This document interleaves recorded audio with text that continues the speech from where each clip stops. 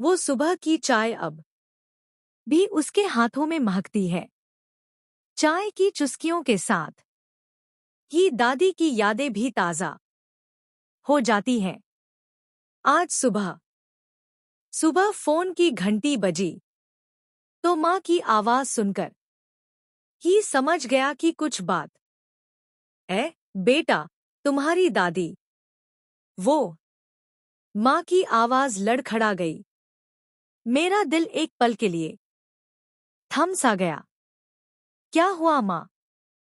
वो तुम्हारा नाम ले लेकर रो रही है। बस यही कह रही है कि उनके राजू को उनकी बनी हुई चाय बहुत याद आती है। फोन रखकर मैं स्तब्ध सा खड़ा रहा। दादी, जिन्हें मैंने पिछले 2 साल से नहीं देखा था। नौकरी की भागदौड़, महानगर की व्यस्तता और अपनी दुनिया में इतना व्यस्त कि उन तक जाने का वक्त ही नहीं निकाल पाया। दादी हमेशा कहती थी, राजू, चाय सिर्फ पानी, दूध और चाय पत्ती का मेल नहीं होती। ये तो दिल को छू लेने का नाम है। मैंने उसी वक्त ऑफिस से छुट्टी ली और अगली ट्रेन पकड़ ली।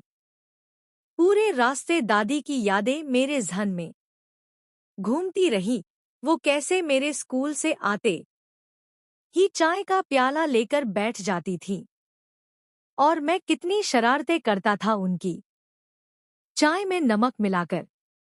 गांव पहुंचते ही सीधा घर की ओर भागा। दादी बिस्तर पर लेटी थी। उनका चेहरा थकान से मुरझाया हुआ था। जैसे ही मैंने उनका हाथ छुआ, उनकी आंखें खुल गईं।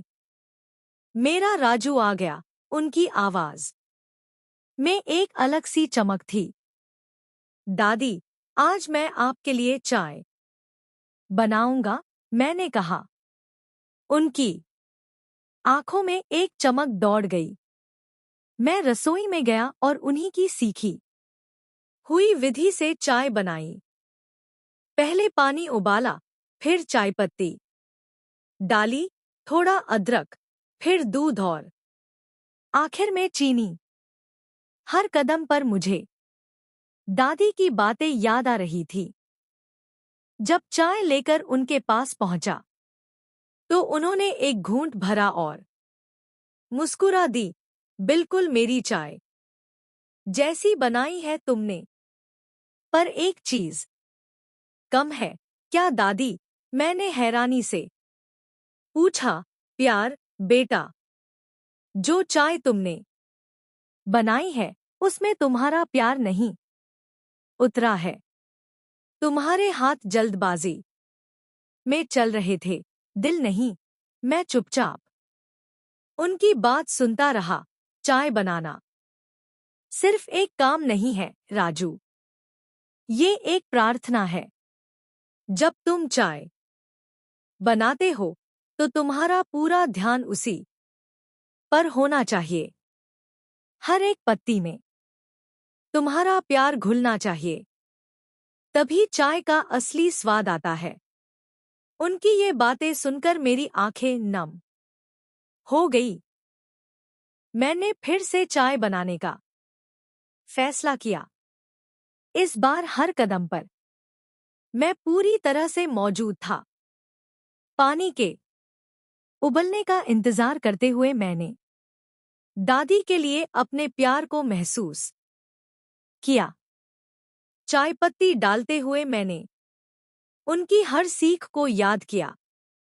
दूध डालते हुए मैंने उनके साथ बिताए हर पल को महसूस किया। जब मैं दूसरी चाय लेकर आया तो दादी ने एक घूंट लिया और उनकी आंखों में खुशी की चमक दिखाई दी। अब सही है राजू, अब इसमें तुम्हारा प्यार घुल गया है। उस दिन मैंने समझा कि पारिवारिक रिश्तों की डोर चाय की तरह ही नाजुक होती है। अगर उसे नियमित रूप से सींचा न जाए तो ये ठंडी हो जाती है। उस दिन के बाद मैं हर हफ्ते दादी से मिलने जाता हूँ और हम साथ में चाय पीते हैं। आज दादी नहीं रही, पर उनकी सीख आज भी मेरे साथ है। चाहे रिश्ते हों या चाय, दोनों को बनाने के लिए वक्त और प्यार दोनों चाहिए। और सबसे बड़ी बात, दोनों को गर्मागर्म ही पिया जाता है, क्योंकि ठंडी होने पर दोनों का स्वाद बिगड़ जाता है। रिश्तों की यही सुगंध है, थोड़ी कड़वी, थोड़ी मीठी, पर हमेशा गर्म और दिल को छू लेने वाली।